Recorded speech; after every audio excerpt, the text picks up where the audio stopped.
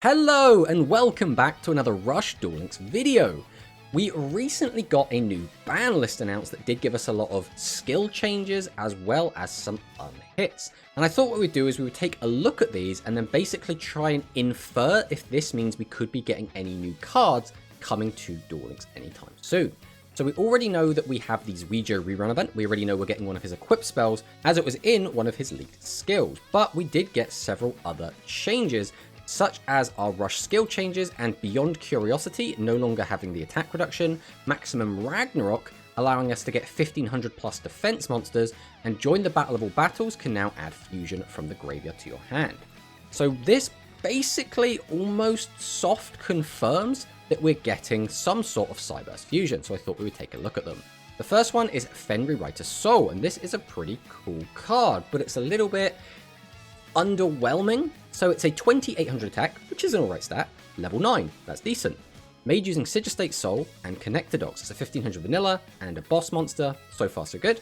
Send the top 2 cards of your deck to the graveyard, draw a card. Okay, I mean that's fine, like we want cards in the graveyard, we want to draw cards, this is pretty good.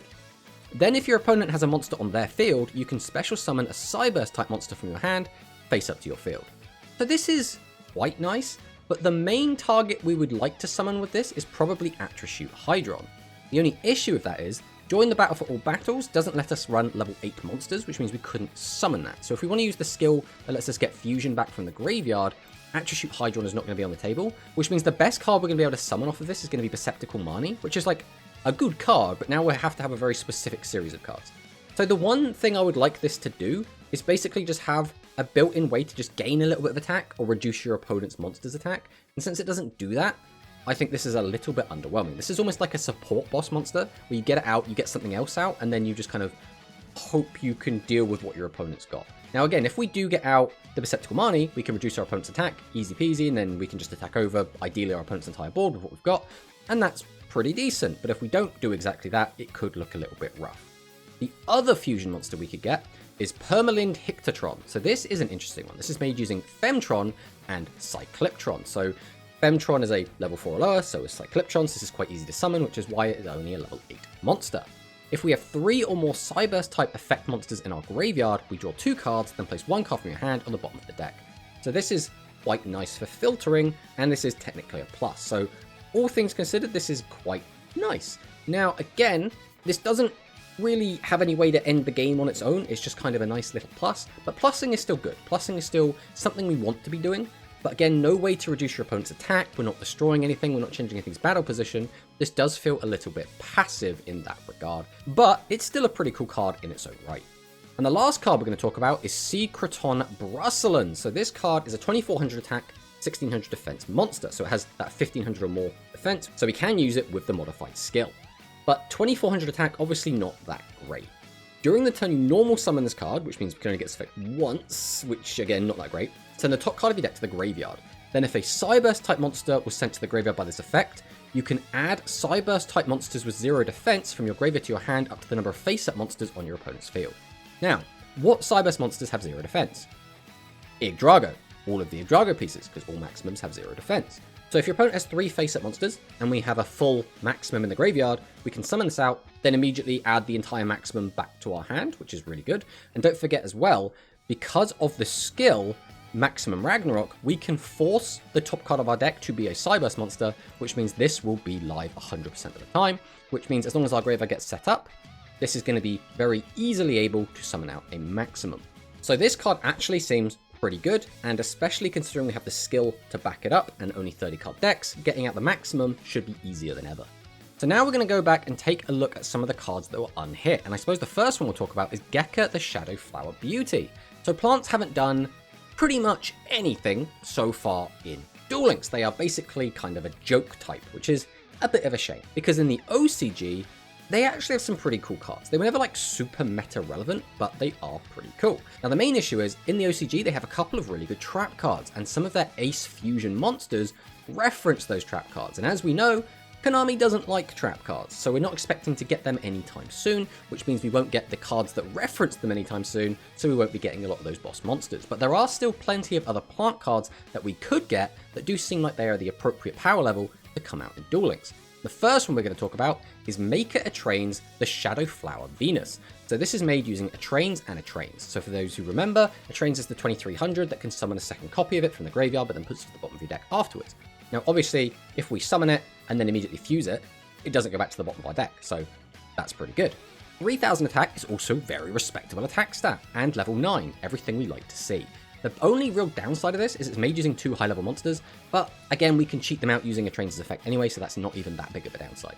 But we can special summon 1 level 8 or lower plant type monster from your hand or your graveyard face up to your field. So this is pretty good. Basically, we could summon this out, then use its effect to immediately bring back an Atrains, and then use a Trains effect to bring back the other Atrains. Now that second Atrains will be going back to the bottom of our deck, but if we have another fusion, we could just make this again. So there is quite a lot we could do with this, and we could use this to swarm the board with 3000 monsters, which is pretty decent. Overall, I think this is a decent card, but other than just summoning cards from the graveyard, it doesn't really do anything else. So I don't think this would be too busted or anything. I think this is about the right power level for the game right now. And another fusion monster that uses the exact same material is Maker a Train's Eyes, the Shadow Flower Lunatic. So this is kind of a joke card, and this is kind of an anime reference to one of the characters. But it has 0 attack and 0 defense, so that's not great. But we can send the top card of our deck to the graveyard, up to 2 face-up monsters on your opponent's field, lose 730,000 attack and defense until the end of this turn.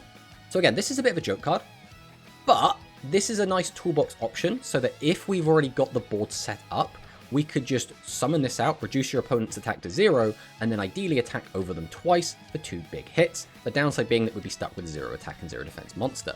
So because of the way that plants work, and because they don't have many broken tools, I think they will actually probably struggle to take big advantage of this. Now, the best thing that they'll probably be able to do is if they have the double fusion play, they can make a Make It a Trains, use Make It a Trains to bring back regular Trains, a Trains brings back regular Trains again, then we fuse into a Make It a Train's Eyes, and then we can use that to reduce our opponent's attack, and then we have a 3000 attack monster, and if we have another normal summon, we can also use that to get at our opponent's life points as well. That's still an okay combo, and compared to what the current decks are doing, it doesn't actually seem that busted. This card, in any other deck that can like multi-attack or boost their attack to be ridiculous numbers, would be a lot scarier, but in this deck specifically, I think it would probably be fine.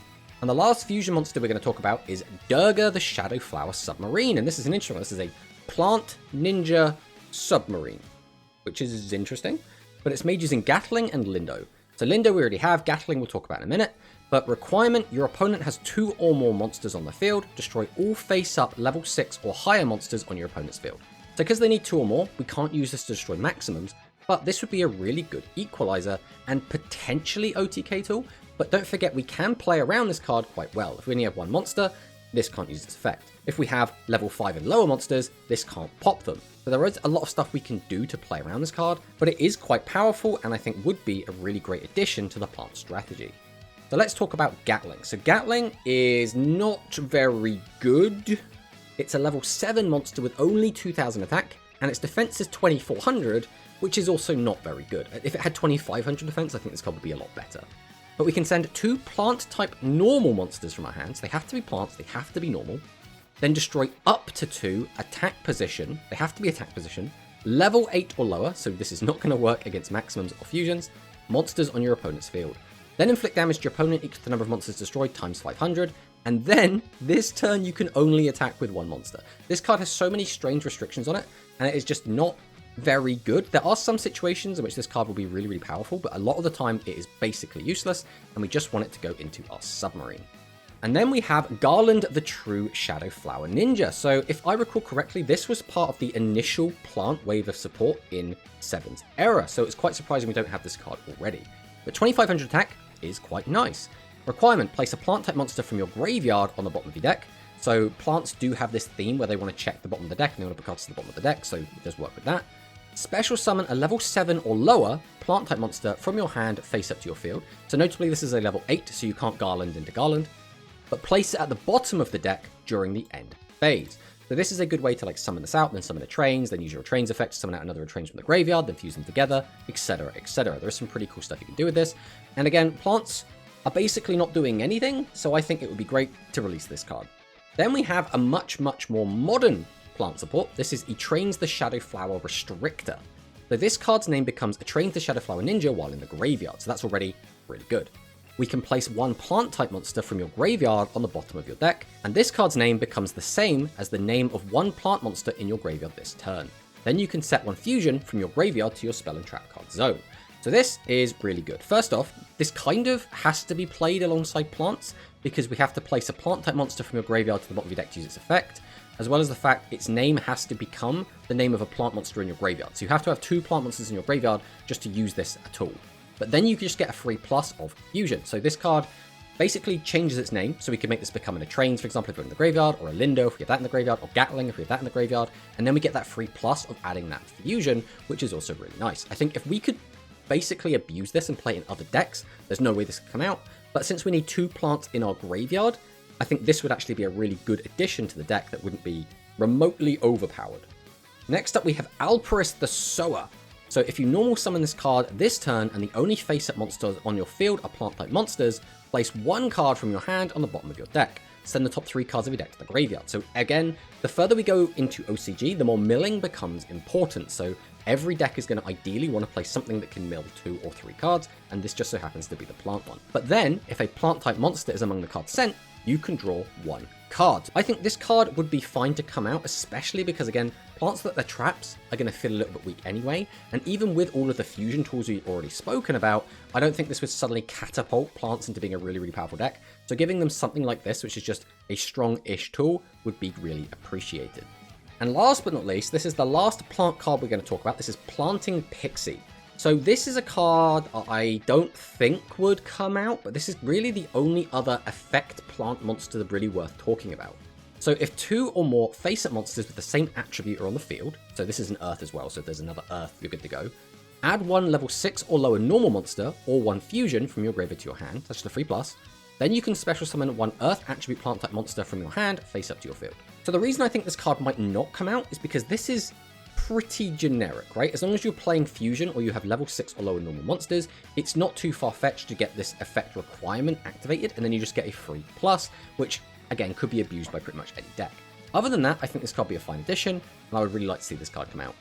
And now going back to our unhits, the next one I want to talk about is Royal Rebels Heavy Metal. So Royal Rebels Heavy Metal getting unlimited is an interesting time to do it, because we did just see the King's Majesty get limited to 1, and usually that would be the other card that we would want to play alongside the Royal Rebels. So this might mean we're getting another wave of Rebel support, which could have a new limit 3 attached to it. So there are basically 2 more waves of Rebel support. There's kind of the end of the 7s era wave, and then there's kind of the late Go Rush support. So I don't think we're going to get the late Go Rush stuff, because some of those cards are really, really powerful, things like Progressive. What I think we could get is cards like Royal Rebels Hard Rock. So this is a level 8, 2500 attack, 2000 defense monster. Quite nice that it actually has that 2000 defense. But during the turn, you normal summon this card by tributing 2 level 7 or higher Fiend type monsters.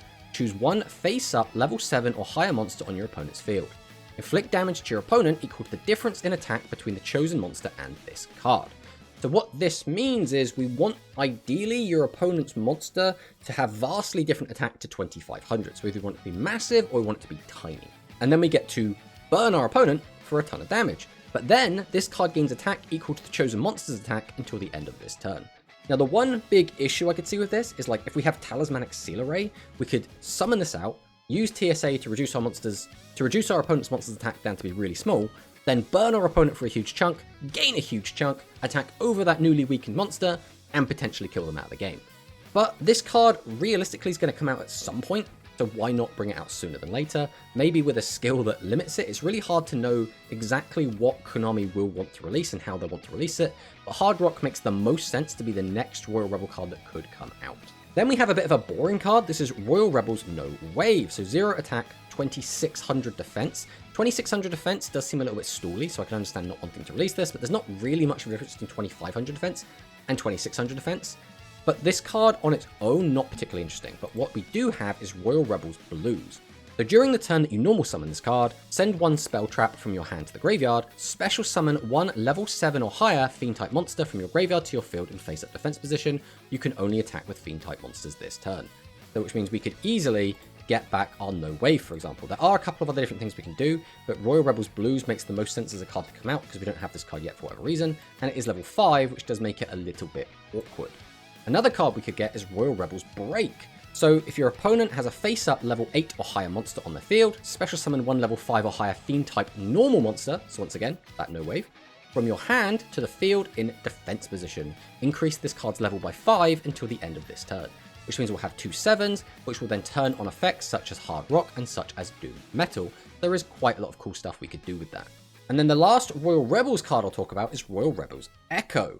So place one card from your hand to the bottom of your deck, so -1 yourself. Special summon a level 7 or lower fiend monster with 0 defense from your hand and or graveyard face up to your field. So this is primarily going to be invasion because a lot of the other cards are all level 8. Then if you special summoned a level 7 monster by this effect, you can add one fiend type monster from your graveyard to your hand. But this card I think wouldn't be as impactful just because in Duel Links we do have EDR, Death Doom Requiem, that can special summon high level monsters onto the field for free, whereas we didn't have that skill obviously in OCG, and this was kind of the next best thing. We used Echo to get high level monsters onto the field so that we could tribute over them and get our effects off. So I think this card could probably come out and be fine. This card did see a decent amount of play and was basically keeping Royal Rebels at least semi-relevant well after they stopped getting support, and basically was the only thing keeping them around until we did get progressive with the next wave of support. And next up, we're going to talk about Hyper Engine Vast Vulcan and Supreme Machine Magnum Overlord. Now, I don't think it was a coincidence that 2 of Yugioh's maximums got unhit off of Limit 3. So what this leads me to believe is we're probably going to get a skill that references Yugioh's maximums specifically, which could also mean we're going to be getting another one of Yugioh's maximums. And the one that makes the most sense is the one from the anime. This was kind of his ace for a lot of the show, Supreme Skystream Magnum Overlord. This is quite an interesting maximum because it's not, for the most part, it feels like it's a support maximum, whereas it still can do quite a lot on its own. So we'll talk about it quickly. The 3500 attack is standard for a Magnum Overlord. While it's in maximum mode, send this face-up card from your field to the graveyard, special summon up to 2 monsters from your hand, face up to your field, then destroy a spell trap. This can be quite good. This basically supports 2 boss monsters in your hand. We send the whole max to the graveyard, pop a back row, cheat 2 monsters out, hunky-dory. So far, pretty interesting because it's not actually supporting itself in any way. Then if we go and check out his left piece, we can shuffle 1 monster from your graveyard into the deck, inflict damage to your opponent equal to the level of 1 monster in your graveyard times 100. So if we have another maximum, that could be a level 10, which means we could burn our opponent for 1000. That's pretty good. Then if we inflicted damage to your opponent by this effect, you can add that monster to your hand. So typically you'd want to use this to add back to your hand something that you're going to summon off of the middle piece's effect, which will set us up for quite a devastating turn. Then the R piece is this card loses 1000 attack until the end of this turn, and this turn, this card cannot attack directly, but it can attack all of your opponent's monsters once each, and it has piercing. So this card will drop down from that 3500 attack to 2500 attack, but now it can attack all 3 monsters with piercing, which is actually pretty good. That's kind of the way that this card can do a lot of things on its own, but again, once we're done with it, we can just send it to the graveyard, pop a back row, summon out 2 monsters from our hand, and one of them could be from our graveyard, because we could use the L effect to get it to our hand, and basically try and just bully our opponent out of the game. So overall, this is quite a good card. I think the 1000 burn plus the piercing could be a little bit scary, but again, considering the state of the game right now, we do have the Dragon Fusion, we do have the Psychic Fusion, and we have the Gaia decks running rampant. This actually seems a little bit tame. So this is the last card I want to talk about. This is Yugioh's other maximum. I don't believe this was actually used in the show whatsoever, but this kind of came out at the end of 7s, and this is an interesting card. I think this card might be a little bit too strong, but maybe not. So this is Supreme Wildgleam Magnum Overlord. So while it's in maximum mode, this card cannot be destroyed by your opponent's trap card effects. Pretty standard. 3500 attack as well, pretty standard for a Magnum Overlord. The L piece is this card gains attack equal to the number of monsters on your opponent's field times 500, which means if your opponent has 1 monster, it's now 4000. If your opponent has 3 monsters, it's now 5000. Very, very good. And if we have 10 or more monsters in our graveyard, this card inflicts piercing damage. So having a 5000 piercer is very scary, and that's one of the reasons I think this card might not come out. But at the same time, considering the power level and the accelerated strength that some of these decks have, you never know. I think realistically, we're still more likely to get Skystream, but there is a slight chance we get this one as well, because this came out right at the start of Go Rush era, so it's not even that far-fetched. So the last piece, Magnum Overlord R, during the turn your opponent special summoned a level 5 or higher monster face up, while this card is face up, your opponent cannot activate the effects of level 10 or lower monsters. So this is sort of a soft floodgate. If your opponent special summons a 5 or higher monster, so if they fusion summon, if they maximum summon, if they do any of that, they can't activate those monsters' effects, which is pretty devastating. That means your opponent really needs to rely on spells and traps to deal with this monster, and since it can't be popped with traps, they're really going to have to rely on their spell cards. But this card, like we say, might be a little bit too strong, but it's really hard to judge when a card is too powerful. When we thought Gaia at full strength, we thought Conqueror of Champions would be too strong, and look where we are now. We have it in the game and it's running rampant. But those are some of the cards that I think could be coming, again, based on a bit of conjecture, based on some very, very flimsy evidence of a bunch of cards getting unhit. I think these cards would make some sense to come out. I don't think it's too far-fetched to think that some of these cards could actually be releasing into Duel Links anytime soon. But what cards do you think are coming out in the next Rush Duel product? Please let me know in the comments below. I would love to hear what you think, and which of these cards do you think there's no chance they're coming out? I'm completely insane for even suggesting it. Also, let me know that. But thanks for watching the video, and I'll see you next time.